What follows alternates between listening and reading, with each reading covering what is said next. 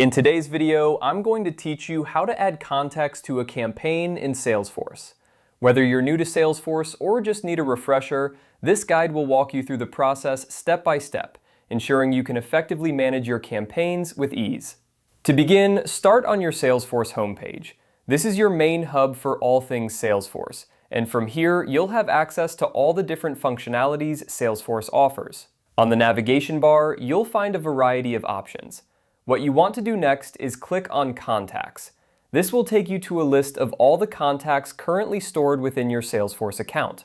Once you're on the Contacts page, you'll see a list of all your contacts. It's important here to identify the specific contact or contacts you wish to add to your campaign.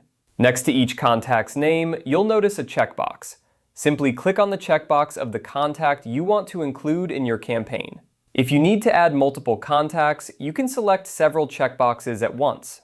With your desired contact selected, look for the Add to Campaign button. This is typically located above your list of contacts. Clicking on this button will prompt a new window to appear. This window is where you'll select which campaign you'd like to add the contacts to. You'll see a drop-down menu with a list of available campaigns. Browse through the list and select the campaign that fits your needs.